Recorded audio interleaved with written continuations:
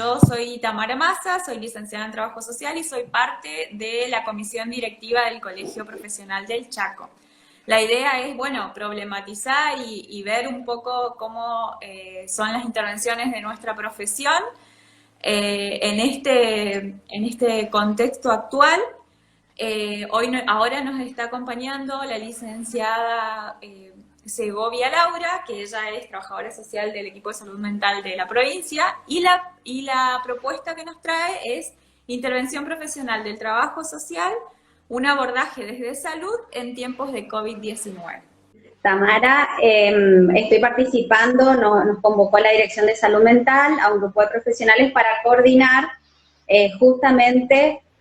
coordinamos cada uno un grupo de profesionales de diferentes disciplinas del área de salud mental, son equipos interdisciplinarios, y que justamente somos los que estamos trabajando bastante de manera cercana con el 0800, que es el que recibe todas las llamadas que realiza la población porque tienen síntomas que podrían llegar a ser de COVID o han estado en contacto con una persona que luego dio positivo o en un principio fueron sobre todo los que volvieron del exterior.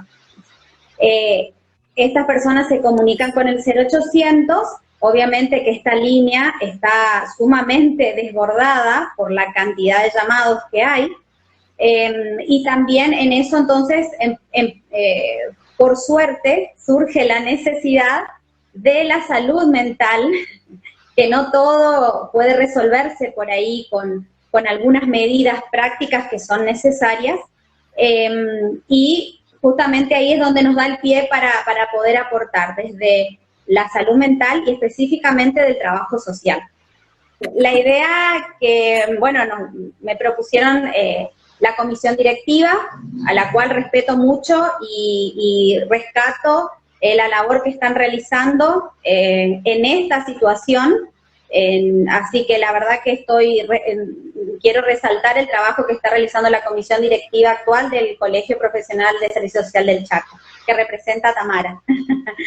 Bueno, lo que pasó fue justamente cuando me proponen, la idea fue poder compartir las reflexiones que yo me tuve que hacer en este contexto de emergencia, de pandemia, donde por ahí lo que ya, como estaba diciendo Romina, teorías, conceptos que ya veníamos trabajando, en este momento no se pueden aplicar, son espacios diferentes, donde nos vamos a encontrar indefectiblemente con otras disciplinas, la interdisciplina está muy implicada en estas situaciones, indefectiblemente, y estos espacios de interdisciplina son espacios de conflicto, son espacios de juego de poderes, de saberes, en los cuales soy crítica con mi posicionamiento también. Muchas veces uno deja espacios que son ocupados por otros,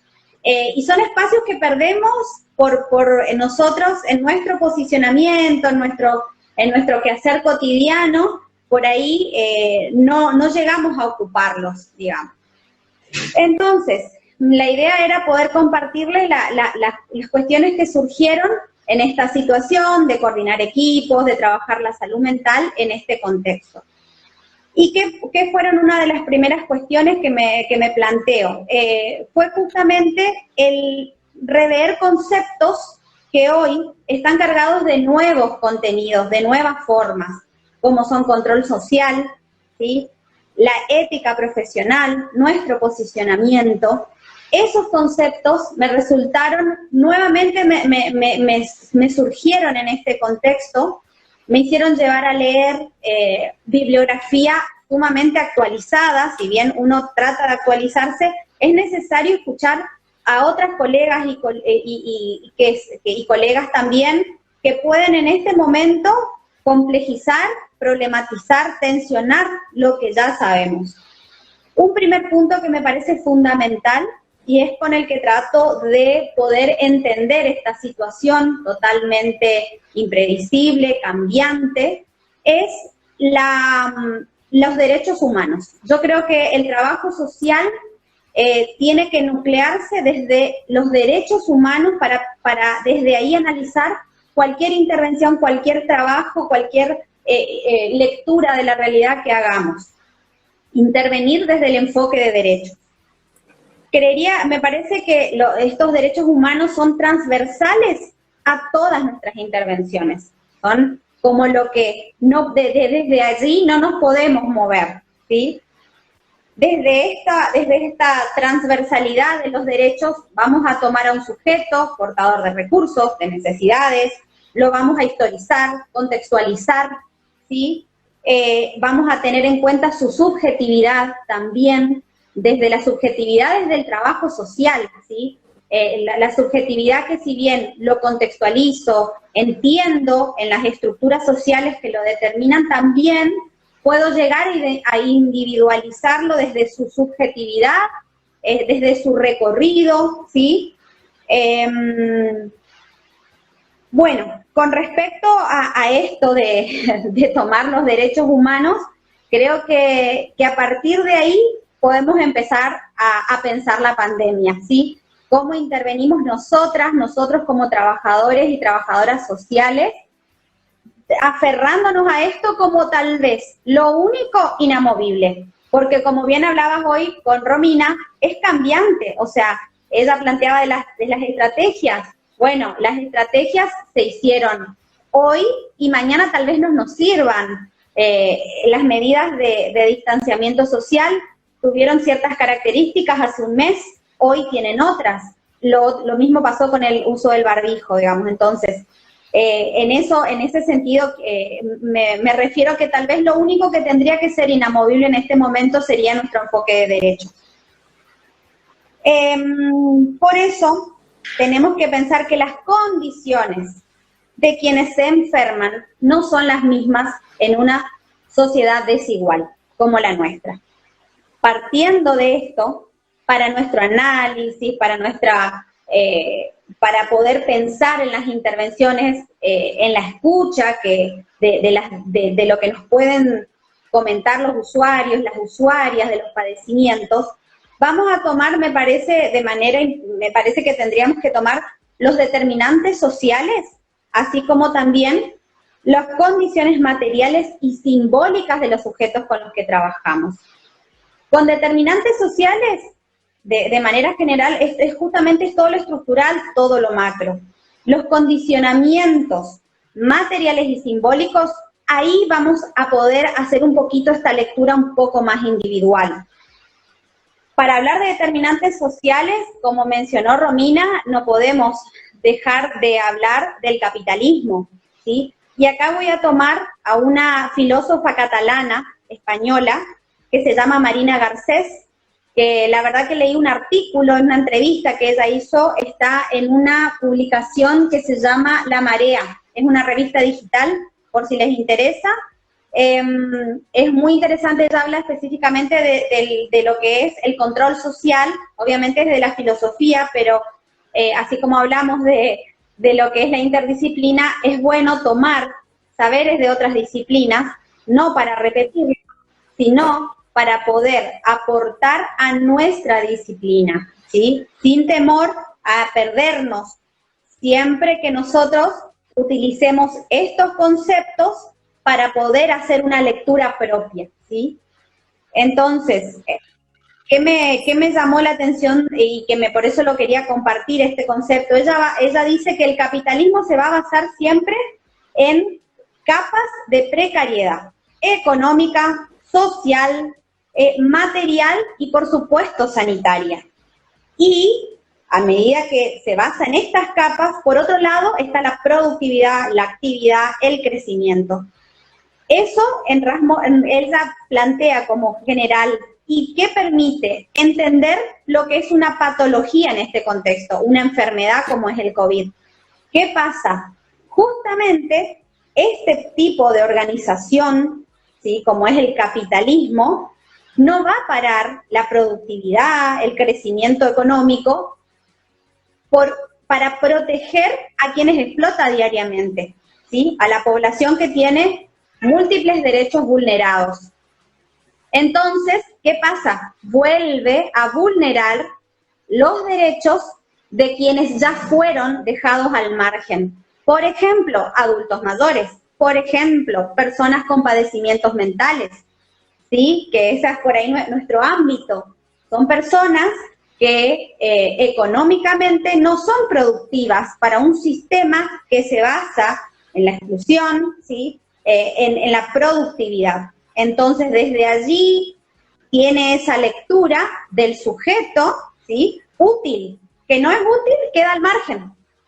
Ahí está donde esta enfermedad va a marcar mucho, mucho la manera en que nos enfermamos de acuerdo a la situación en donde estemos. No va a ser lo mismo, como decía hoy, las condiciones de quienes se enferman no son las mismas en una sociedad desigual. Y aquí parte el capitalismo. Estos son determinantes sociales que tenemos que indefectiblemente leer para entender las situaciones. Es decir, que la desigualdad y la violencia social estuvieron siempre. La hayamos visto o no, estuvieron. Hoy la podemos ver más crudamente, pero siempre estuvieron. Entonces, el COVID, yo quiero aclarar una cosa. Lo que quiero decir es la medida de aislamiento, distanciamiento social es una medida necesaria, se requiere, por supuesto.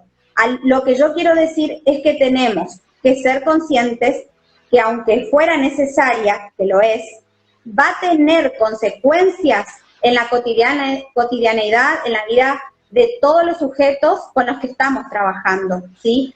Eso es lo que digo. No que no la tengamos que tomar a estas medidas de aislamiento o distanciamiento social. Digo que tomando estas medidas nos debemos la lectura de que justamente esto va a impactar en la vida cotidiana de las personas con las que diariamente trabajamos.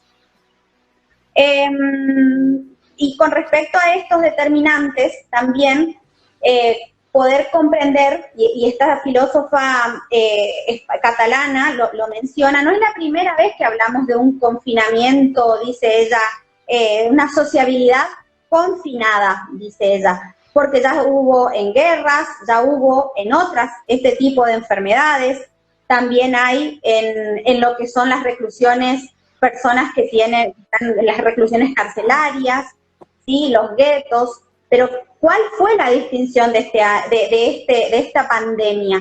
Que fue global, que le ocurrió a personas que en otras situaciones no le han ocurrido estas situaciones. Se han movilizado grupos sociales que no se han visto atravesados tan crudamente como otras poblaciones en una guerra, por ejemplo.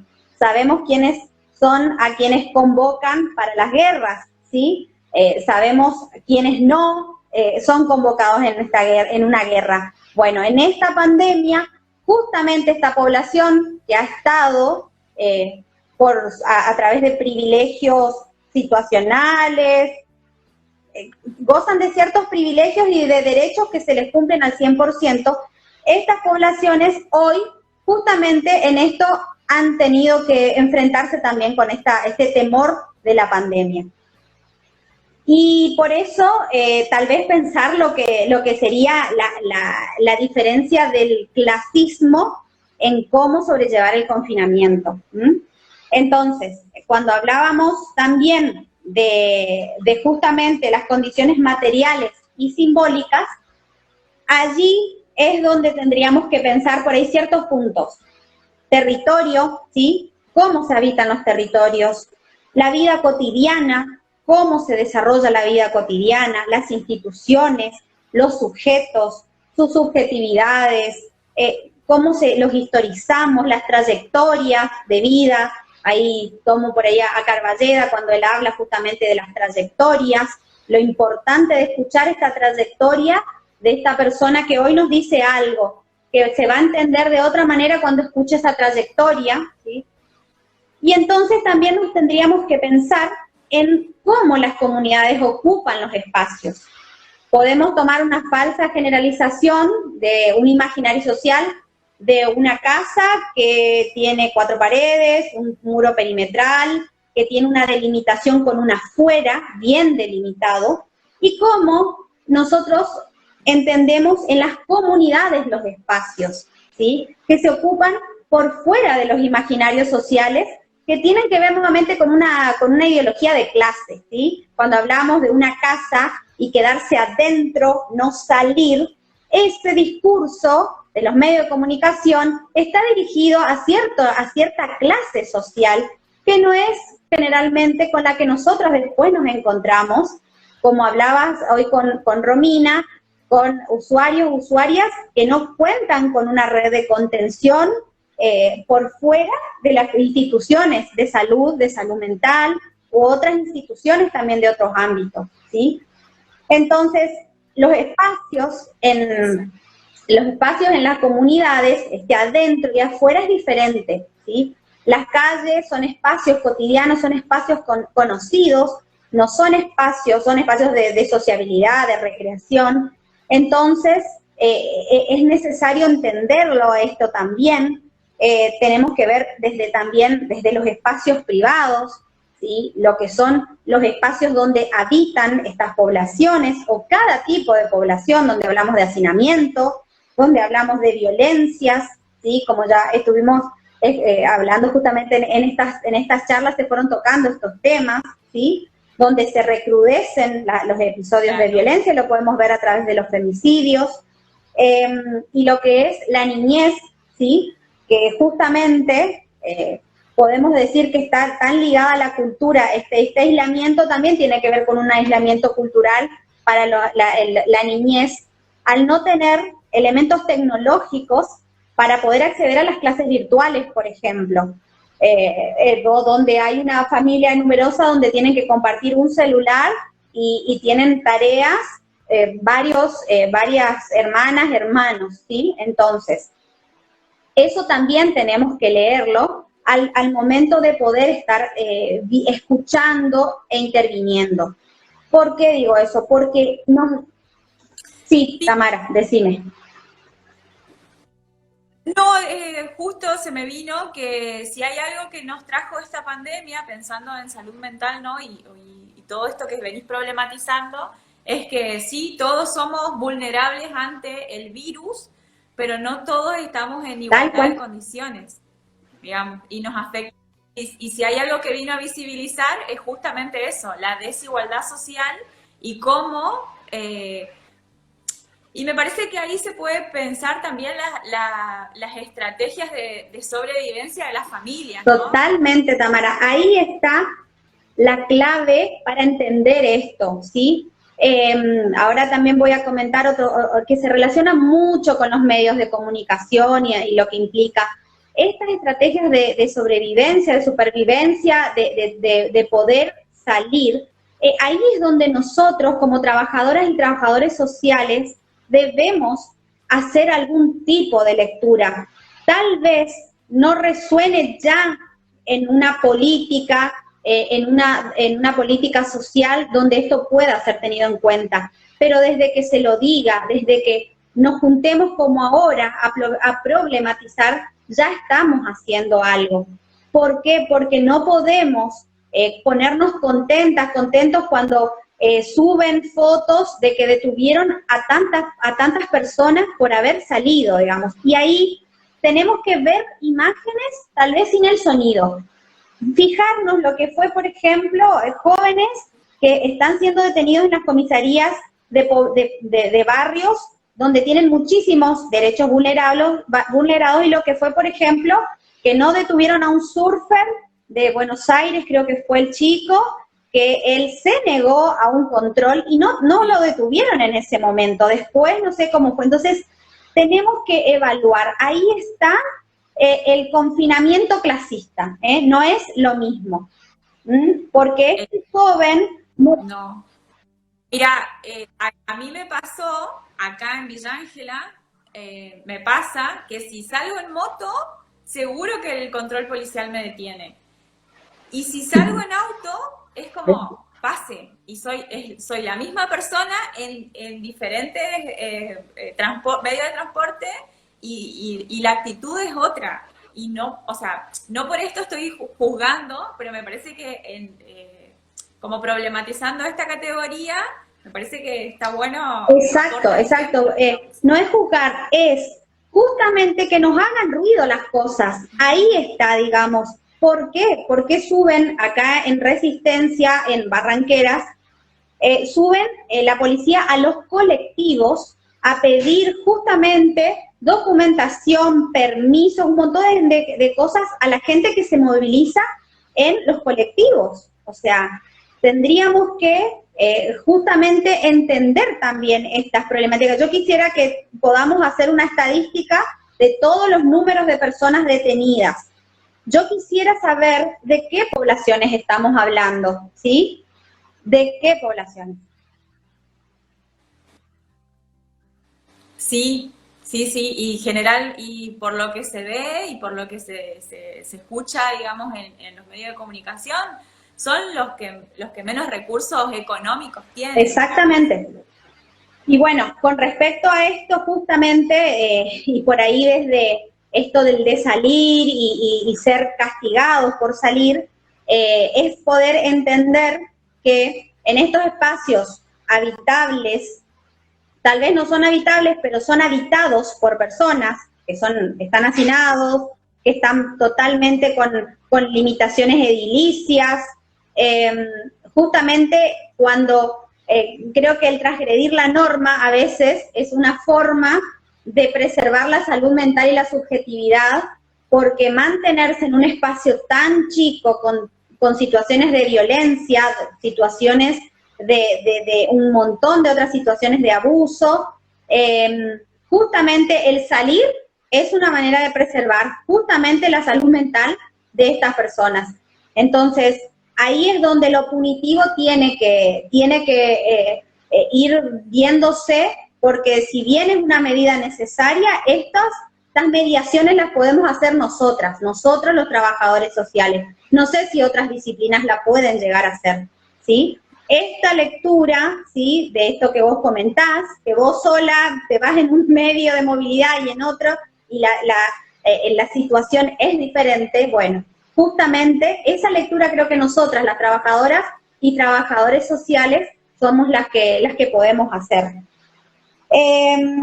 Bueno, con respecto a eso, bueno, indefectiblemente tiene que ver con la cuestión de la puesta del control social, ¿sí? Hoy el control social tiene que ver con entidades policiales, ¿sí?, de seguridad, ¿sí?, donde en algunos recursos sí es necesario, por supuesto, pero este control social está despertando cuestiones en la comunidad, en la población en general, y que ahí es donde vamos a ir viendo con la población cómo esto va resultando, porque si no pareciera a veces una casa de brujas, donde hay una persona que está se ha detectado que tiene COVID, y bueno, es fulana de tal y es mengana, bueno, también ese tipo de cuestiones tienen que ver con o la solidaridad de algunas poblaciones donde se ayudan, van y hacen las compras para estos vecinos que están haciendo un aislamiento preventivo, y en otras poblaciones donde se produce un rechazo, una estigmatización, ¿sí?, que tiene mucho que ver con la parte de la salud mental, ¿sí?, desde otros ámbitos. Vuelvo a remarcar igualmente que esta pandemia ha tocado poblaciones, a clases donde antes no tocaban estos temas, ¿sí?, y que han requerido de la salud pública, poblaciones donde tienen cobertura social, muy bien, que cubren muchas necesidades en el área de salud, y hoy han tenido que justamente recurrir al área de salud pública, ¿sí? Y eso también, pensar eso es para otro tema, ¿no? Pero es importante pensar que la salud pública está dando respuesta a medida que se van dando las situaciones, cuando las obras sociales prepagas han quedado totalmente al margen, y donde poblaciones con múltiples recursos exigen una respuesta al Estado, que como bien dijeron, que lo quiero decir como ustedes dijeron, hasta hace unos meses teníamos una secretaría y no un ministerio. Entonces, partiendo de ahí, yo digo, bueno, vamos a aportar desde la reflexión. Yo creo que en ese sentido, me parece que también esta situación o esta pandemia vino como a poner sobre la discusión que no es lo mismo un Estado neoliberal a un Estado de bienestar, digamos, y que y sobre todo la importancia del rol de un Estado presente, ¿no? Exacto, Tamara, tal cual. Y bueno, y otro punto que me parece que importante, este sería el segundo, ya voy terminando, es nuestro rol, ¿sí? Reconocernos como trabajadores sociales asalariados, atravesados por esta situación de urgencia, de emergencia, ¿sí? Como ustedes también lo estuvieron charlando. Es necesario que nos pensemos también desde este lugar, ¿sí? Pensar nuestra responsabilidad ética política cuando transmitimos información, cómo lo hacemos, justamente compartir con la cuestión del análisis y este rol educativo que siempre nos atravesó desde algún punto de vista, porque resulta, si no desde las intervenciones nuestras, iatrogénico compartir este bombardeo de información y de nombres y apellidos de personas que están teniendo justamente un diagnóstico positivo de COVID. Entonces, acá es justamente estos textos apocalípticos, diríamos, que son sumamente devastadores, no nos permiten, si quedamos en este discurso enganchados, ¿sí? No nos permiten este espacio de reflexión, no nos permiten historizarnos, saber de qué estas situaciones han ocurrido, pensar que han ocurrido algo similar, pero esta característica de globalidad que tiene esta pandemia es diferente. Esto nos permite el no ponernos en una situación de desesperación y ser totalmente, no poder reflexionarlo, digamos. Saber que esto es un posicionamiento ideológico, ¿sí? El decir, bueno, esto se terminó, es un posicionamiento ideológico, decir, vamos a reflexionar a ver qué es lo que está pasando. Justamente, estos relatos tienen que ser confrontados, tienen que ser problematizados, ¿sí? Acá es donde también comentaron, me parece que de nuestro rol es poder articular con otras, así como hablamos de interdisciplina, para entender esto, también hablemos de intersectorialidad para poder abordar con Ministerio de Desarrollo Social, Ministerio lo que tiene que ver con justicia, ¿sí? Seguramente con seguridad, para poder aportar esta lectura que ellos no la incorporan. Y, por supuesto, como otro punto importante, es de nuestro rol como trabadoras asalariadas, que podemos estar en precariedad laboral, ¿sí?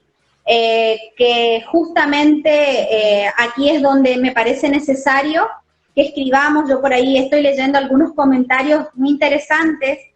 Yo creo que me encantaría que así como lo escriben acá, lo escriban, lo compartan con el colegio, en otros espacios, porque justamente de esa manera se visibiliza, sistematizar, escribir, ¿sí? ¿Para qué? Para cuando nosotros después no quede en un reclamo que queda en el aire, un espacio donde nos pensemos la precariedad laboral de los trabajadores y las trabajadoras sociales, porque en este momento también la debemos tener en cuenta, ¿sí? Y justamente lo que son, acá en el Chaco en particular, la necesidad de los elementos de bioseguridad para poder intervenir.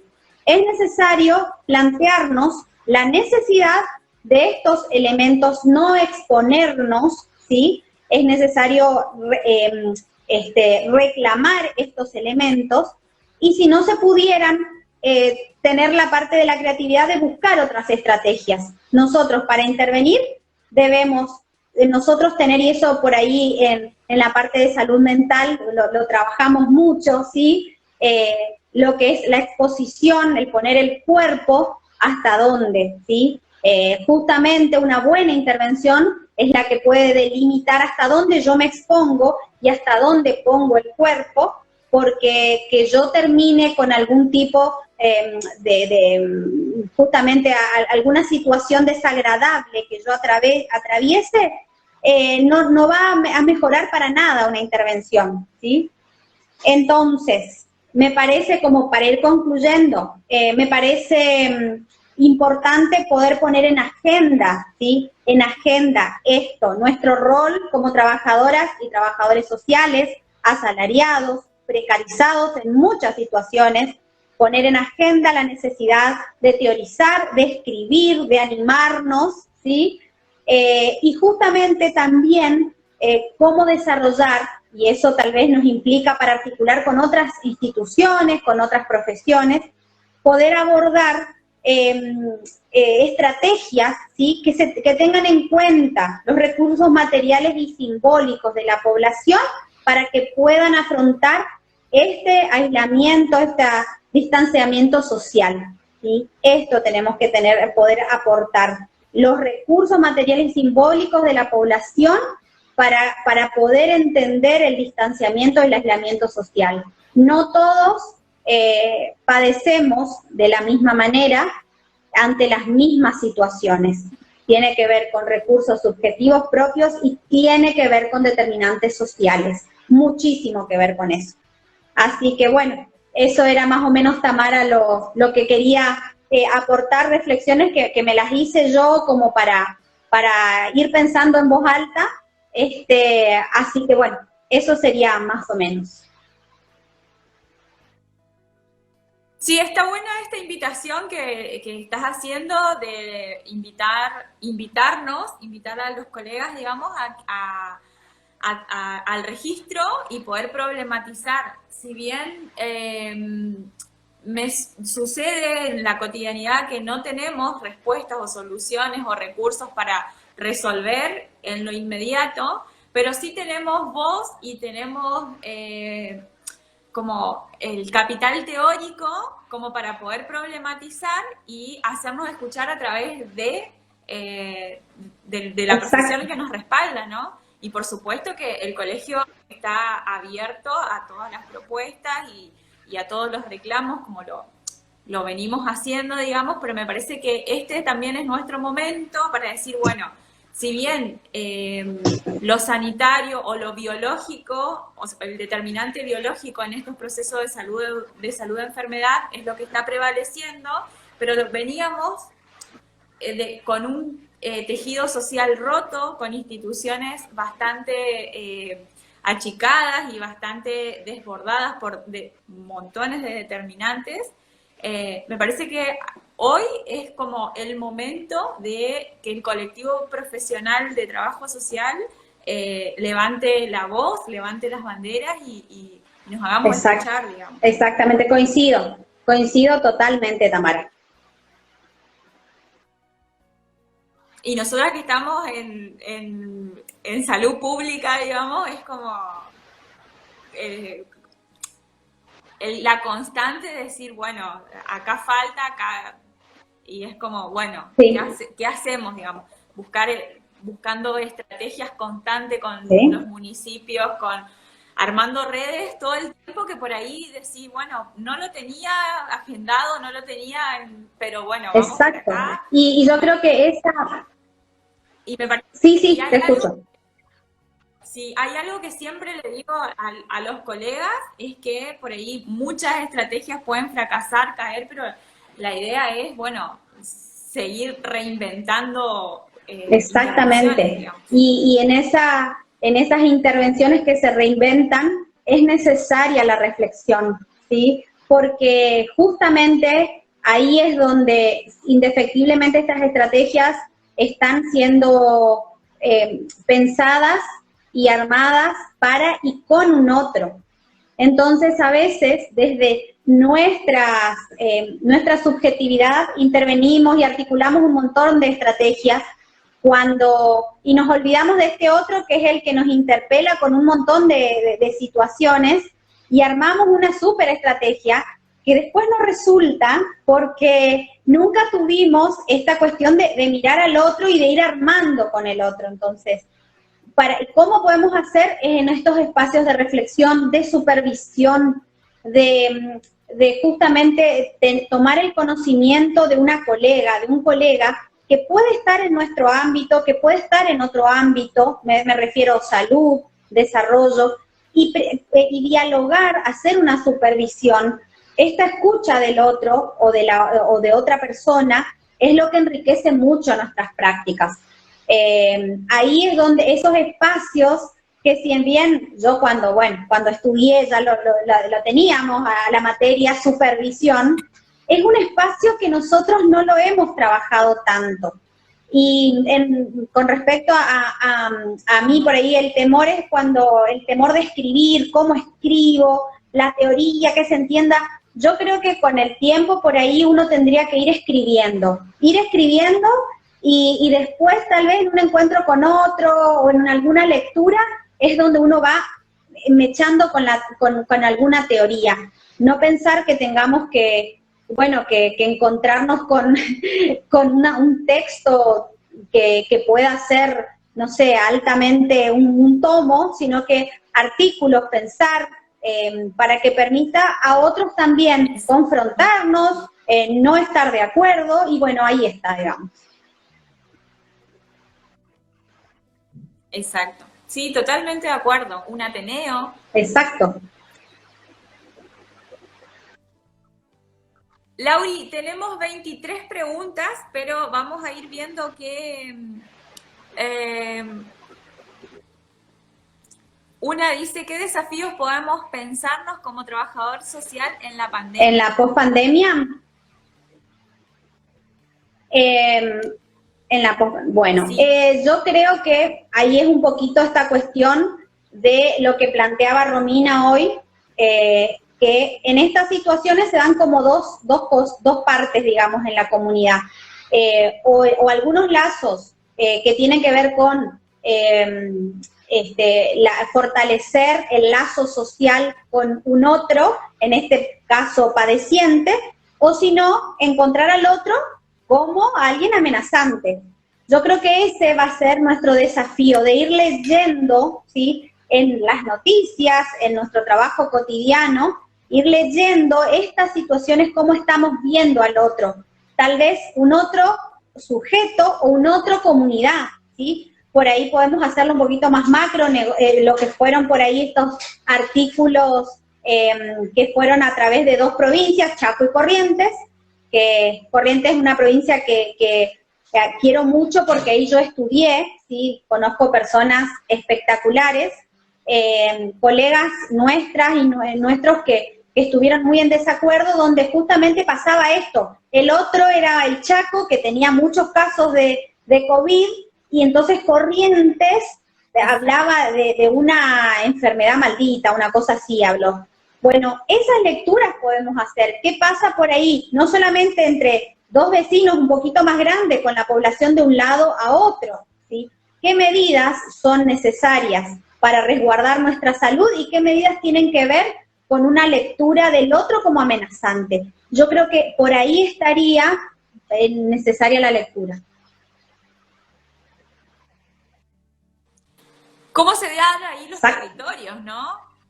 Porque mucha gente que se contagió trabajaba en Chaco, pero vivía en Corrientes, entonces ahí fue exacto, algo y por ahí con eso, que esa lectura la hemos compartido con gente de Corrientes, que tanta población de Corrientes trabaja en el Chaco y en el área de salud, hablo específicamente, porque en Corrientes hay bastante precariedad laboral, digamos. Entonces, no es por una cuestión de rivalidad, ¿sí? Porque somos provincias que estamos a 20 minutos una de la otra, pero no, fue como que se persiguió a médicas y a médicos de Corrientes que venían al trabajo a trabajar en Chaco, y en realidad fue por una cuestión de posibilidad de incorporación laboral, no tenía que ver con otra cuestión, pero por eso esta cuestión persecutoria de las personas que están trabajando, ¿sí?, en el ámbito de salud, como si fuera que uno buscara enfermarse o deliberadamente va a buscar contagiar a otros. Exacto. Bueno, otra pregunta es, ¿cuáles son las estrategias de intervención que más se están dando? Nosotros estamos tratando primero de evitar que las usuarias y usuarios de salud mental deambulen en lo menos posible en la comunidad. Ahí te veo, Tamara, te habías perdido. Bueno, una premisa es esto, evitar la movilidad. Entonces, lo que estamos haciendo es contención telefónica, ¿sí? Nos comunicamos nosotros telefónicamente con las usuarias, con los usuarios. También teníamos páginas de Facebook, cada institución por ahí de salud la va creando. Entonces, a través del Messenger también, si no fuera una posibilidad la del teléfono. Así que estamos tratando de hacer toda la parte de contención telefónica. Cuando se requiere, nosotros se citan a las personas, pero tratamos de que sea muy limitado este flujo.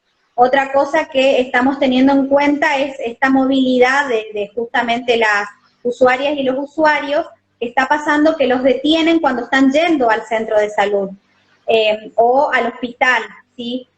Son justamente una población con vulneración de derechos que tal vez no puedan llegar a explicar exactamente a dónde van. Entonces, ese tipo de cuestiones estamos tratando de ver. Y lo que es puntualmente en el Chaco, la dificultad que tenemos de conseguir los medicamentos. Eso es un tema que estamos tratando de articular con Incluir Salud, que es un recurso que estamos tratando de aprovechar al máximo en este momento, pero ahí es donde hablaba hoy de nuestro rol para articular con otras instituciones. Tenemos que tratar de derribar ciertas estructuras burocráticas que tiene que ver con un papel de una receta, digamos. Cuando una institución puede decir, estas son usuarias y usuarios que van a necesitar medicación, ¿cómo podemos hacer? ¿Sí? Porque faltó algo, los hacen regresar otra vez al centro de salud para que nuevamente vayan, digamos. Entonces, ahí es donde nos encontramos. Menciono esta institución como hay otras, ¿no? Instituciones donde les cuesta mucho la flexibilidad ante esta realidad, digamos que es totalmente cambiante, ¿no? Totalmente. Lauri, ahora esta me parece sumamente interesante. ¿Qué le dirías a un estudiante de trabajo social en este contexto para su reflexión? A ver, para que ellos reflexionen respecto a este contexto, sería... Sí, o que reflexionen respecto a la profesión, me parece que va por ahí. Yo creo que yo me pongo muy contenta de cuando estoy en una marcha, cuando estamos en una movilización, ver gente joven, estudiantes, chicas, chicos, chiques que están movilizados. Yo les digo que principalmente me siento muy orgullosa porque no sé si a la edad de ellos tan chiquititos yo tenía ese posicionamiento de salir a una calle a reclamar. Entonces, yo digo que primero los felicito a todas, a todes, a todos los que están en este lugar. Les digo, es necesario posicionarnos, no tener miedo a decir, yo considero esto, sí, háganlo con una teoría, busquen algún autor que por ahí ustedes puedan apropiarse algo de esa idea y llenarla de su vivencia, de su experiencia, primero como estudiantes, ¿sí? Que ahí hay muchas vivencias de lo que tiene que ver el poder de un docente que me va a aprobar o no. Ahí estamos los estudiantes, están justamente atravesados por una situación de poder desigual, ¿sí? Entonces ahí pueden leer, problematicen la cuestión del poder, porque ahí va a ser uno de los mejores lugares donde van a poder aprender en carne propia lo que es la desigualdad del poder, ¿sí? Van a encontrar justamente, vean, los docentes que van a tomarlos como sujetos de derechos, como que dentro de un tiempo van a ser un par, y quién va a utilizar este poder momentáneo de docente para dificultarles el proceso, ¿sí? Y tómense este primer docente, porque nosotros posiblemente los estudiantes en algún momento van a estar en otra situación, van a estar en una situación de poder, desde el poder del conocimiento nomás ya es una situación de poder, y siempre que trabajemos con otro, tenemos que saber que este otro, ¿sí?, está en una situación de desigualdad de poder. Nunca tomarla esta situación de desigualdad de poder como para nosotros poder aprovechar esta situación. Entonces, eso, y que siempre teoricen y que busquen donde puedan un espacio, ya sea, no sé si está no sé, donde puedan encontrar un espacio en el colegio, de estudiar, en la parte de estudiante, nomás acérquense al colegio de trabajo social y digan, somos estudiantes, queremos ver si podemos tener espacios de supervisión, de ateneo, eso les diría. Otra pregunta, Lauri, es cómo manejan las estigmatizaciones que sienten las personas enfermas con COVID-19. Nosotros estamos tratando de justamente poder encontrar a través de los medios de comunicación, poder hacer pequeños espacios de explicar qué pasa cuando te dicen tenés COVID, cuáles son las situaciones. Estamos utilizando estos medios de comunicación, pero es bastante difícil llegar a la magnitud de los grandes medios de comunicación, donde justamente estigmatizan, señalan a poblaciones totalmente vulneradas en derechos, que están saliendo sin el barbijo, que ahora filman algunos agentes de seguridad cuando están deteniendo a las personas, vulneran el derecho a justamente si esta persona decidió, ¿no?, que se la filme. Entonces, y bueno, y ni hablar en América Latina, en algunos países están ocurriendo, bueno, no es nuevo, ¿no?, pero como que se han acentuado estos controles sociales, policiales, totalmente coercitivos, invasivos y antiderechos, ¿no? Entonces, es bastante difícil lo que pregunta, porque el colega, porque lo que nosotros por ahí aportamos, sí, es otro tema es la capacitación, sí, las capacitaciones que hacemos desde salud mental para los operadores en psicología social.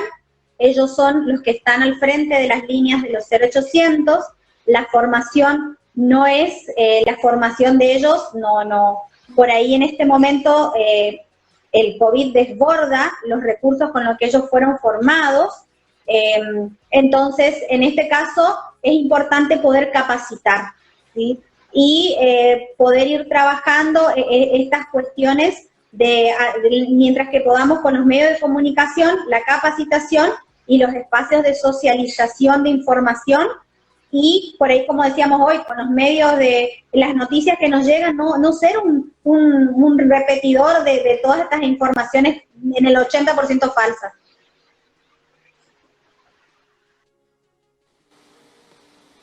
Acá hay una pregunta muy interesante que tiene que ver con lo que se está trabajando ahora en salud mental, que es cómo hacen el acompañamiento con personas positivas. Ahí puedes contar un poquito la propuesta de la dirección. Nosotros, en las personas que tienen COVID positivo, el acompañamiento únicamente es telefónico o si fuera necesario una videollamada. ¿Por qué? Porque la premisa es no mantener contacto con esta persona. Entonces, en este momento, la cercanía, ¿sí?, con este otro no es recomendada, ¿sí? Entonces, el acompañamiento pasa por un acompañamiento telefónico de contención que justamente hay personas que viven solas, entonces este acompañamiento es sumamente necesario porque hacen este aislamiento justamente están hace 20 días, no salen del lugar de residencia, y entonces justamente necesitan un otro, aparte de si tuviera algún familiar, amigo que se comunica. Es una escucha diferente la que nosotros tenemos desde la parte de trabajadoras y trabajadores sociales en general y específicamente de la salud mental. ¿sí? Porque nosotros, por ahí, lo bueno que por ahí uno puede ir incorporando en las prácticas propias y que uno por ahí lo toma de la interdisciplina, es una escucha que no da a entender sentidos. La escucha que hace que yo pregunte por qué está mal, que yo no dé sentado que está mal porque le dieron este diagnóstico, que yo pueda hacer otro tipo de escucha donde voy a tomar esta subjetividad de este otro, por qué está en esta situación. Y también justamente a veces las contenciones son necesarias porque hay familias que están en aislamiento preventivo y pueden surgir situaciones que ocurren de malestar porque quién fue el que quién. Entonces, son personas convivientes que no pueden salir y resulta que están surgiendo estas cuestiones de dificultades relacionales a nivel intrafamiliar porque esta cuestión está muy latente, ¿no? Entonces, bueno, la contención para las personas con COVID positivo es telefónica desde la parte de salud mental, se articula con el 0800 porque se le realizan hisopados, primero se le hace el primero cuando da positivo, ya la persona desde el primer hisopado ya mantiene un aislamiento preventivo, cuando se confirma, a partir de ahí se esperan aproximadamente 21 días para un siguiente hisopado, y luego de esos resultados, un tercero para que dé positivo y recién el alta. O sea que estamos hablando de procesos largos, ¿sí? De procesos largos de espera, ¿sí? Pues generan muchas angustias.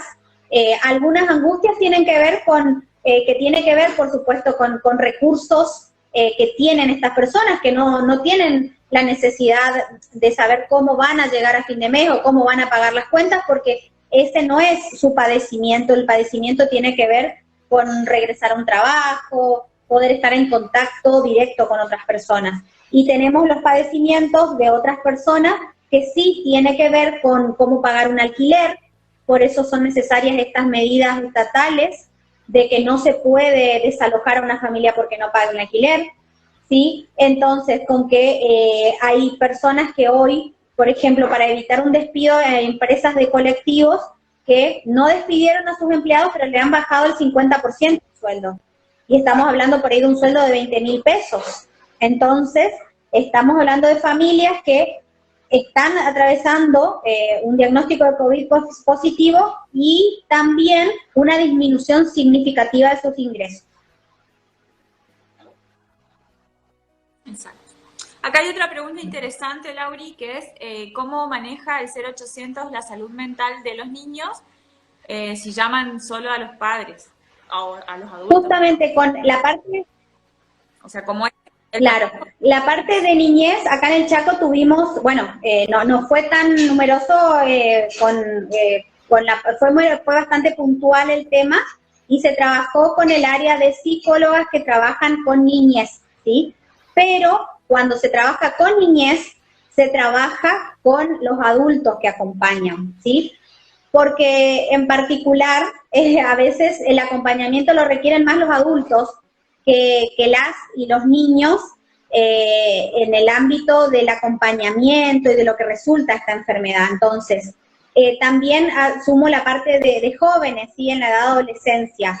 La parte de jóvenes, aunque sean menores de 17, 18 años, ya pueden llamar al 0800 y solicitar o pedir hablar con una trabajadora, un trabajador social o a un agente de salud mental, porque por derecho le corresponde, aunque sus padres o los tutores responsables no estén presentes, ¿sí? Entonces, con la parte que fue muy puntual, la parte de niñez, se trabajó con el área de psicología para la parte de contención y también con los padres, indefectiblemente, porque esto fue un desborde, generó toda una cuestión de desborde con la parte de los adultos, digamos, por esta enfermedad tan que no se sabe.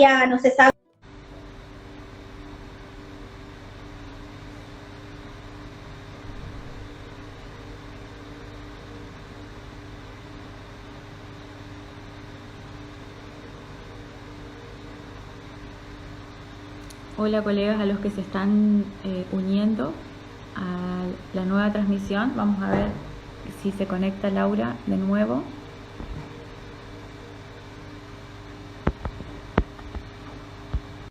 Lauri, si estás conectada, aceptá.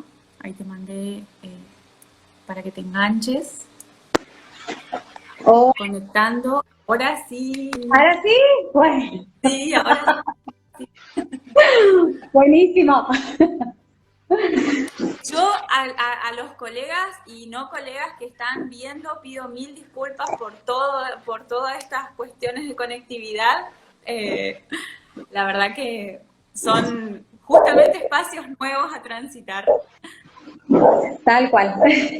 Bueno, Lauri, si querés retomar donde estabas, había 21 preguntas más o menos, pero bueno, si algún colega quiere volver a preguntar, porque se pierden las preguntas en la otra grabación, y si no, bueno, hacemos como un espacio de reflexión y cierre. Bueno, como vos quieras, Tami.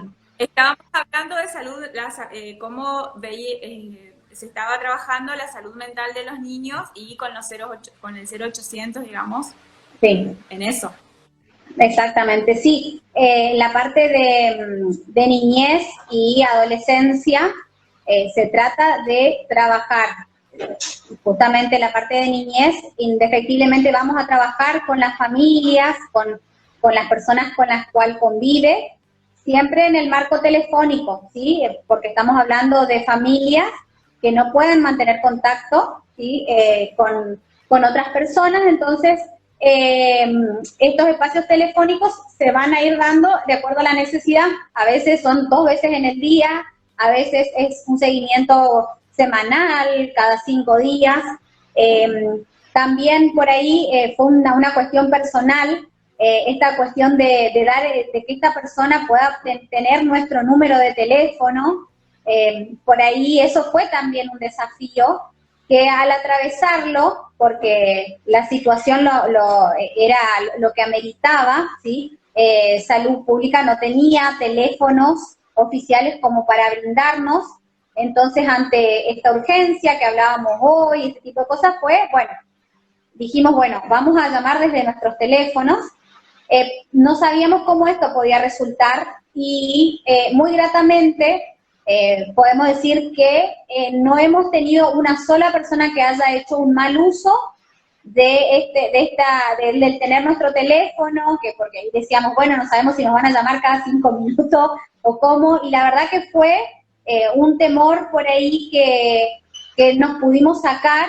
Estas personas que estaban en este contexto han sabido utilizar este recurso, ¿sí? De tener nuestros números de teléfono, y en casos puntuales nos han devuelto la llamada por necesidad, o a veces nos han avisado que ya se le hicieron el otro hisopado o que les dio negativo. Entonces fue como algo interesante por ahí, de que tengan los usuarios algo tan particular como es, tan personal como es nuestro número de teléfono, pero la verdad que no fue desagradable la experiencia. No se hizo abuso tampoco. Exacto, exactamente, tal cual. Bueno, acá hay otra pregunta que dice, ¿cómo es la intervención en el caso de un usuario de salud mental, que en el caso de algún usuario de salud mental dé positivo en COVID? Bueno, es bastante complejo porque entender, trabajar con la población y trabajar con las y los usuarios de salud mental es un desafío, porque hay que ver cómo pueden internalizar esta situación de la no circulación, del quedarse en un solo lugar, cómo pueden sentir este control social, puede desatar muchas cuestiones persecutorias. Entonces, estamos tratando de trabajar. Hasta ahora no nos ha tocado un caso para seguir de un usuario que tenga, al menos en el grupo que coordino, ¿sí? Porque nosotros estamos trabajando muchísimo con lo que es el secreto profesional ante ciertas situaciones de filtración de información, con listados de personas con COVID positivo con nombre, apellido y dirección, que se han hecho virales en los grupos de WhatsApp, digamos. Entonces, por eso estamos los coordinadores y las coordinadoras para poder justamente manejarnos de manera bien, manteniendo el secreto profesional. Bueno, ¿qué pasa? Nos ocurre justamente en este grupo que sí ocurren descompensaciones, ¿sí? Esta cuestión de no poder salir, ¿sí? De que había mecanismos para descomprimir situaciones de la convivencia diaria. Vuelvo a retomar, hablamos de espacios reducidos, de compartir un solo baño, numerosos adultos. Entonces, el salir, el ir hasta al centro de salud, ir al centro y salir a la vereda, esas conductas que podrían ser tipo de escape, de alivio, no se pueden llevar, entonces empiezan a ocurrir ciertos cuadros de descompensaciones. ¿Qué nos queda? Ir trabajando con las familias altamente complejas, porque tal vez estamos hablando de que varios integrantes de ese núcleo familiar estén atravesados por padecimientos mentales. Entonces, más que nunca, trabajamos con la singularidad, porque tal vez en este momento una de estas familias, una persona, hoy pueda aportar para la estabilización de esta familia, una persona que en otros momentos tal vez no aportó o fue quien por ahí no colaboró en la terapia, en la terapéutica de la salud mental, ¿no es cierto? Y hoy resulta que es nuestro mejor aporte para la estabilización de la salud mental familiar, ¿no es cierto? Entonces, ahí nuevamente es donde nosotros tenemos que hacer una lectura, no desde juzgar, no decir, pero si siempre hizo todo lo contrario a lo que le pedíamos. No, hoy tenemos que hacer una lectura, a ver qué tenemos, ¿sí?, sobre la mesa como para trabajar. Y porque contamos con muy pocos recursos de la comunidad ante este temor, ¿sí?, donde tal vez antes, por ejemplo, usuarios o usuarias que tienen muchas, por ahí, conductas de aislamiento, una vecina, un vecino, enfermera, enfermero, le colocaba tal vez la medicación en el domicilio, y hoy con mucho temor se acercan a la casa. Entonces, por ahí, trabajar con estos referentes, para que puedan llegar a ir a la casa, digamos. Pero, en general estoy hablando, ¿no? Puntualmente no he seguido un caso que tenga un padecimiento mental y que haya sido diagnosticado con COVID. Bien, Lauri. Bueno, quedan muchas preguntas, pero es como que los colegas van a seguir haciendo preguntas. La idea es, bueno, poder repensar, que me parece que estuvo bueno el espacio. Hubo muchos comentarios positivos, agradecen a la comisión del colegio, te agradecen a vos, le agradecen a Romy, así que bueno, está bueno. Gracias por tu aporte, gracias por dejarnos convocarte y que nos hayas dicho que sí, porque fue también como un desafío, no solo en la plataforma de Instagram, digamos, sino que bueno, solo viendo el monitor. Así que bueno, te agradezco en nombre de la comisión y en nombre del colectivo profesional del Chaco por tu aporte, por tu laburo y por tu compromiso sobre todo para con la profesión.